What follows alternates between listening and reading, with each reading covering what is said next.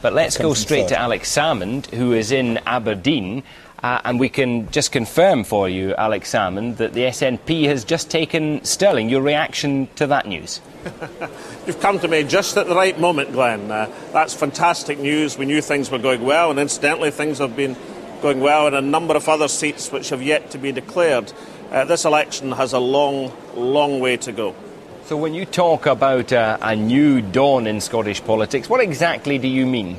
Well, I believe and I hope when all the votes are counted, particularly on the party list vote, I think we may well find that the Labour Party have lost their first election in Scotland for 50 years in terms of popular commitment, popular assent.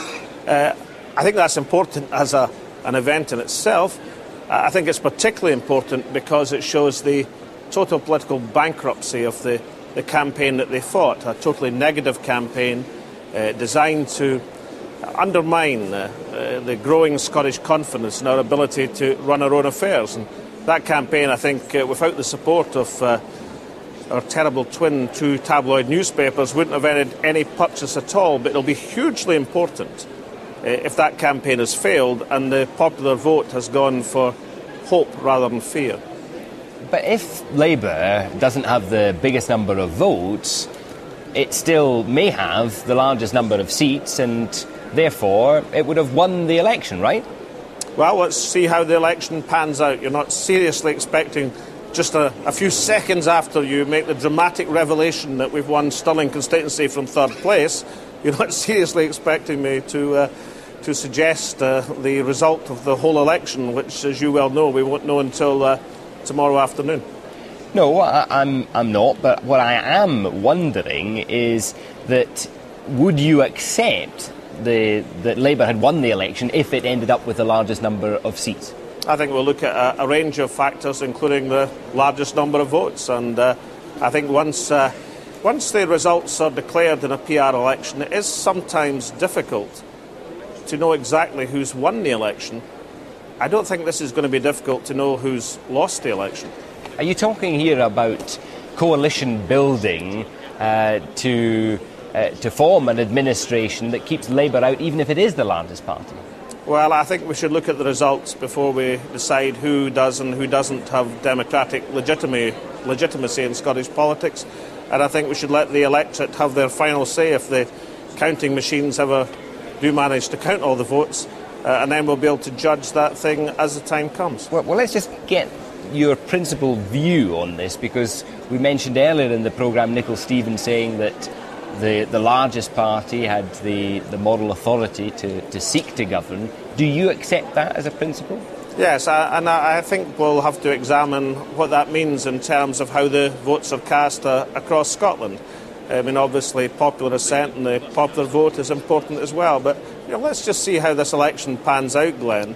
Neither you or I have any idea how the enormously powerful SNP performance in the list vote is going to affect the final distribution of seats. I mean, I don't know how much you're actually aware of that in the studio, but I'm aware of it thanks to the computer screens which are kindly being displayed to us, which are counting the list vote as well as the constituency vote. And the SNP vote is running very, very strongly ahead of the constituency vote as far as the list vote is concerned, and our vote's running strongly on the constituency vote.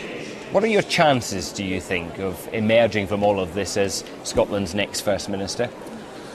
Well, I think the election is still to be decided, and I think we should let the votes be counted, and then the politicians will, and the people will no doubt come together and reach a conclusion.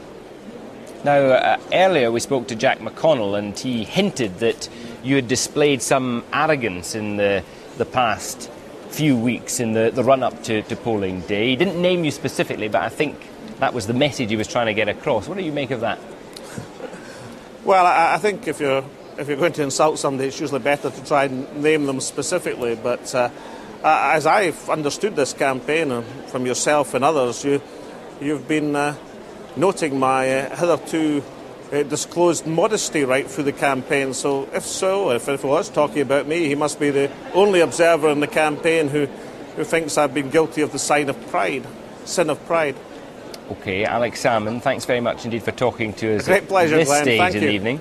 We'll maybe talk to you again later. Let's just confirm that result, though. The Stirling result. The big news there, of course, is that Labour has lost. The SNP has taken Stirling from Labour. Bruce Crawford with 10,447 votes, pushing Labour's Sylvia Jackson into second with 9,827.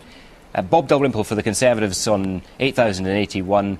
Alex Cole-Hamilton for the Liberal Democrats on 3,693. Let's go to the swing, and you can see that the SNP has enjoyed a 9.4% swing from Labour in Stirling, gaining that seat with a fairly narrow majority of 620. But Bruce Crawford is the new MSP for Stirling.